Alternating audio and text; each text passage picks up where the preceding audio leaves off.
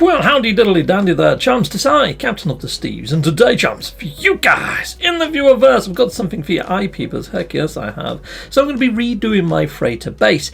Main reason being, I was on Beeble Studio 16 the other day. I'll put a video in the top right hand corner so you can go check that out. But look at his lovely little studio that he's made. I love all the lighting rigs and everything above it and all that sort of stuff. It looks like a television studio. He's even got like audience bleachers over at the back there, video cameras and all sorts of stuff going on. Really has a nice ambience about it. There's me standing on the bleachers over at the back there. There's Beeble, and there you go, there's one of his guests as DG squared. Very cool. I love all the racks in the background. Very reminiscent of Beeble's own studio at home, which I thought was quite cool. And I thought, well, maybe I should half-inch some of the ideas here and maybe implement one on my own freighter, because I love the idea of having a mobile studio where other players can't build or intrude into your area.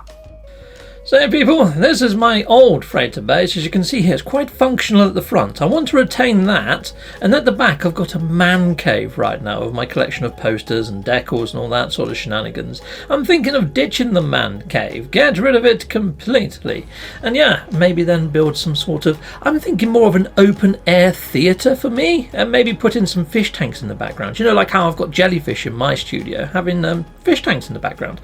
So yeah, I'm going to give that a go for you guys and a few of us. So yeah, it might take me a little while to do this. I'm not going to show you a whole video on how it's done, but yeah, if you want to see Beeble's, hit up that video over there. It was really good fun over on Beeble's Studio. It really was. Anyhow, let's start deleting stuff.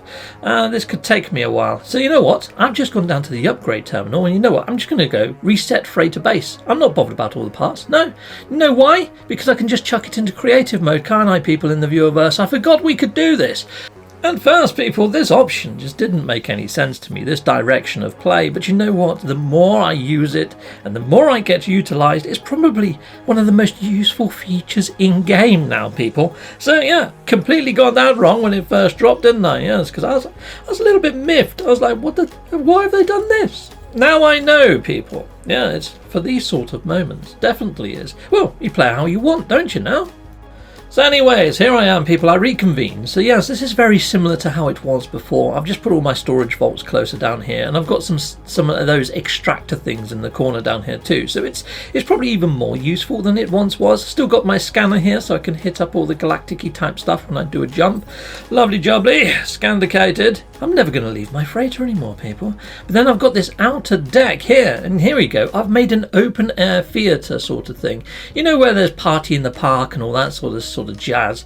I've gone for that sort of setup. So yes, I have got a place where I can sit and interview people and things like that, like Beeble's. But yeah, there we go. So I've got 1616 in the background for my 1616 podcast. I don't think I'm going to use it for podcasts because I quite like the Discord setup and I like having people's faces on camera and things like that. But I'm thinking if anybody doesn't want to have their physical face on camera, I could do it this way. And I've also got this here for my news. 9:05, Executamundo, chicka-boom, chicka-pow. You know, all that sort of shenanigans.